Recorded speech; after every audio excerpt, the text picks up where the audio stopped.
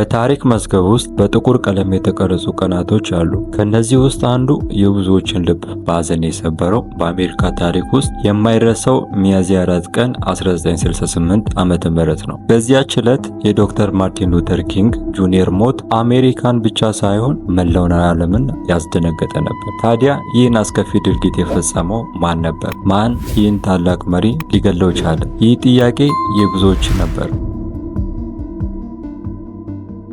ይህን አስከፊ ግድያ የፈጸመው ሰው ጄምስ ኤርሊ የሚባለው ግለሰብ ነበር። ጄምስ የተወለደው መጋቢት 10 ቀን 1928 ዓመተ ምህረት በአልተን ኢሊኖይ በሚባል ስፍራ ነበር። የተወለደው አይሪሽ አሜሪካዊ ቤተሰብ ውስጥ ነው። በካቶሊክ እምነት ያደገ ቢሆንም የህይወት ጎዳና ግን ከትምህርቱ ይልቅ ለወንጀል የቀረበ ነበር። በ1935 ዓመተ ምህረት ገና የ7 ዓመት ልጅ እያለ ነበር አባቱ የሐሰት ቼክ በማሳለፉ ምክንያት ቤተሰቡ ችግር ውስጥ ይገባሉ። ሕግ እንዳይዛቸው በመፍራት የሬይ ቤተሰብ ወደ ኢዊንግ ሚውዚየም ተሰደደ። ማንነታቸውም እንዳይታወቅም ስማቸውን ወደ ሬይንስ ቀየሩ። ይህ የልጅነት ጊዜ የህይወቱ ያልተረጋጋ መሰረት ነበር። ጄምስ ገና በ15 ዓመት ነበር ትምህርቱን ያቋረጠው። ይህ ደግሞ በህይወቱ ውስጥ ሌላኛው ያልታሰበ ለውጥ ነበር። ከትምህርት ዓለም ከወጣ በኋላ ብዙ ሳይቆይ በአሜሪካ ጦር ውስጥ በፈቃደኝነት ለማገልገል ተመዘገበ። የጦር ሰራዊት ህይወት ለሱ አዲስ ህይወት ነበር። በአሜሪካ ጦር ውስጥ የነበረው ቆይታ ግን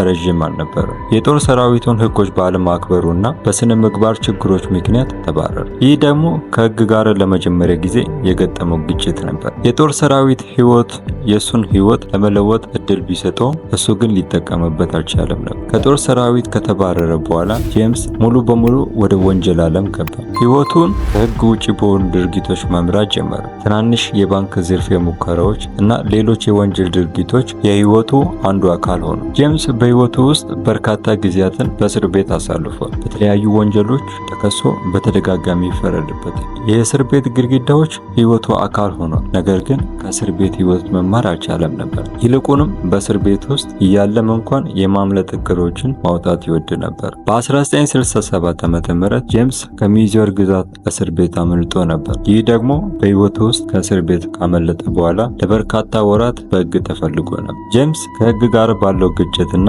በዘረኝነት የተሞላ አስተሳሰቡ ምክንያት በህይወቱ ውስጥ በጥላቻና በበቀል ስሜት ይገፋፋ ነበር። በተለይም የጥቁሮች የሲቪል መብቶች እንቅስቃሴና የዶክተር ማርቲን ሉተር ኪንግ ህዝባዊ ገጽታ እሱን ያበሳጨው ነበር። በ1968 ዓ.ም መጀመሪያ ላይ ጄምስ ወደ ሜምፊስ ቴኒስ ከተማ ተጓዘ። ዶክተር ማርቲን ሉተር ኪንግ በዚያን ጊዜ በሜምፊስ የጽዳት ሰራተኞች የሥራ ማቆም አድማን ለመደገፍ ተገኝተው ነበር። ጄምስ ማርቲን ሉተር ኪንግን ለመግደል በሜምፊስ ከተማ ውስጥ ጄምስ የሎሬይ እንግዳ ማረፊያ ውስጥ ነበር። ይህ የሎሬይ እንግዳ ማረፊያ ዶክተር ማርቲን ሉተር ኪንግ ጁኒየር የሚቆይበት ቦታ ነበር። ሬይ ከክፍሉ መስኮት የዶክተር ኪንግ እንቅስቃሴ በግልጽ ማየት ይችል ነበር። የመግደሉ እቅዱን በጥንቃቄ አዘጋጀ።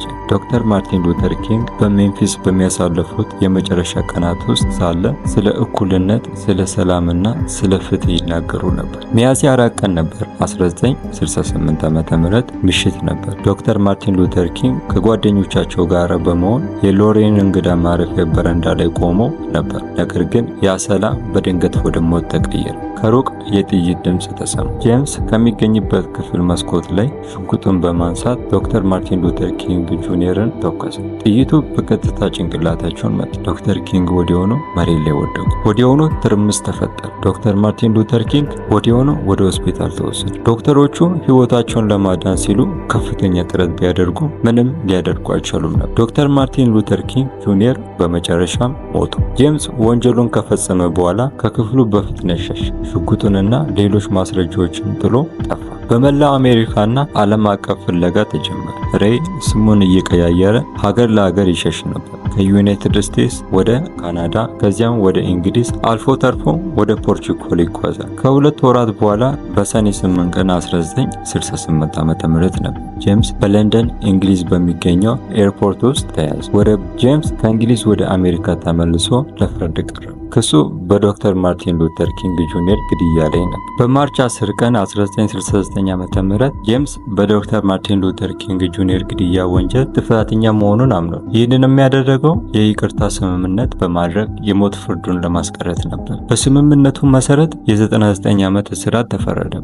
ነገር ግን ከ3 ቀናት በኋላ ጄምስ የጥፋተኝነት ክሱን መካድ ጀመረ። በሴራ ውስጥ እንዳለና እሱ እውነተኛ ገዳይ እንዳልሆነ ተናገረ። ምንም እንኳን ጄምስ በግድያው ጥፋተኛ ሆኖ ቢገኝም እስከ ሕይወቱ ፍጻሜ ድረስ ንጽህነቱን ሲገልጽ ነበር። ይህ ደግሞ የዶክተር ኪንግ ግድያ ጉዳይ አሁንም ድረስ በብዙዎች ዘንድ ያልተፈታ እንቆቅልሽ ሆኖ እንዲቀር አድርጓል። በርካታ ጊዜያት ከእስር ለመውጣት ሙከራ አድርጎ ነበር። ይግባኝ ቢጠይቅም የፍርድ ቤቱ ውሳኔ አልተቀየረም ነበር። በመጨረሻም ጄምስ በ70 ዓመቱ 1998 ዓ.ም በእስር ቤት ውስጥ ሞተ። ይህን መሰል አስደናቂና አስተማሪ ታሪኮችን ለማግኘት ደግሞ ቻናላችንን ሰብስክራይብ ማድረግና የደውል ምልክቱን መጫን አትርሱ። የዛሬው እውነተኛ ታሪክ ይህንን ይመስላል። በሚቀጥለው ጊዜ እስክንገናኝ ድረስ ደህና ሁኑ። እወዳችኋለሁ።